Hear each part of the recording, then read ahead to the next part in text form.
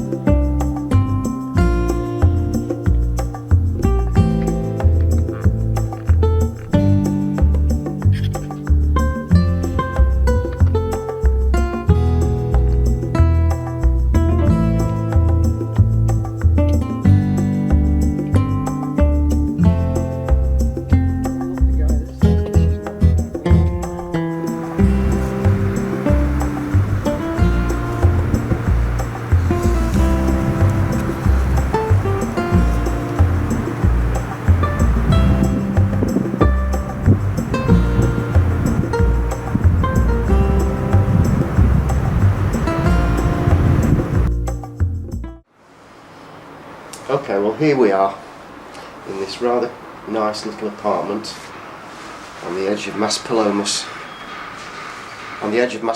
the southern part of Gran Canaria, having aborted our trip along the GR131.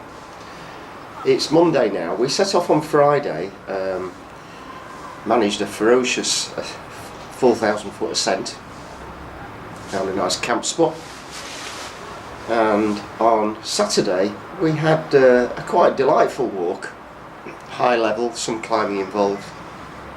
It was sunny with a nice cooling breeze. In short, idyllic hiking weather. Saturday night we found a camp spot out of the way. It was around 1,400 metres, and we'd no sooner put the tents up than it just started to get a little breezy. Nothing really to write home about, but it built a little, and we noticed that the sky was becoming quite hazy. Now, things became clearer when someone managed to send us a message on social media that a Calima, I think it's called, which is an occasional phenomena that they have in the Canary Islands, where wind blows in from the Sahara, bringing sand with it, and evidently it can last 2 or 3 days, sometimes up to a fortnight. So we kind of took all this in our stride, smiled at each other about it, and enjoyed a coffee and some snacks, and then went to bed. Well, I have to say, in 30 odd years of backpacking and wild camping, it was certainly one of the most ferocious nights I've ever spent in a tent. But it was a difficult night. The noise from the tent flapping in the wind kept me awake till I finally gave in and put my earplugs in.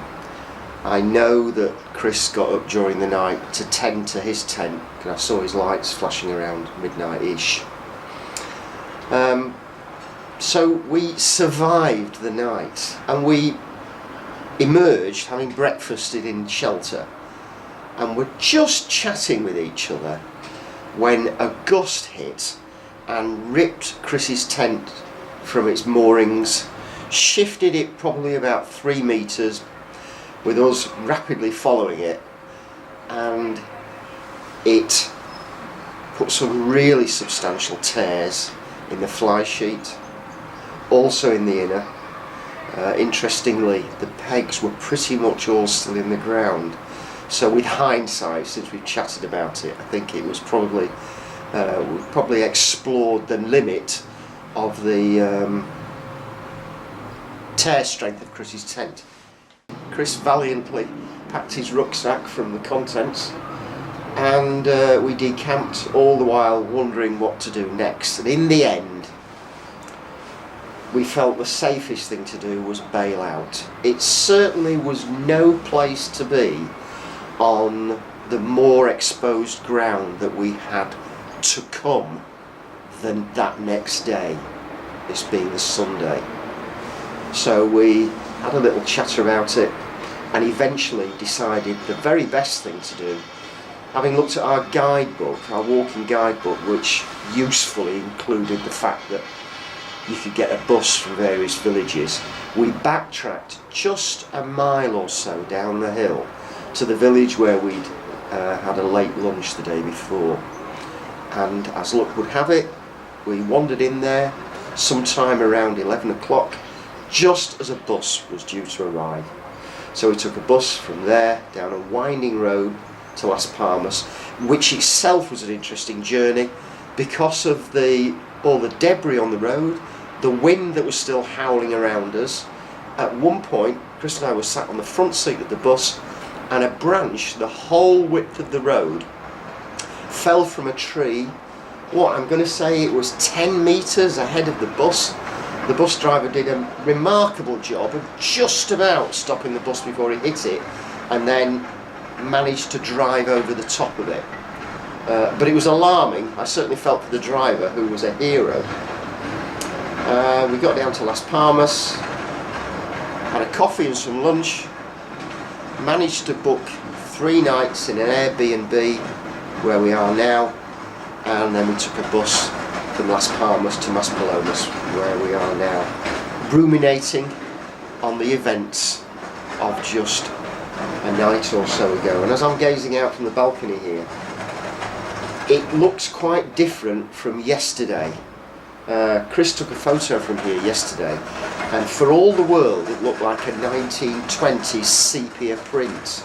Such was the red haze across the sky and the view from the hotel, from the apartment complex. But right now you can still see a haze in the distance, but I'm looking up to what I would call normal clouds and some hints of blue sky. So, another adventure for the memory box.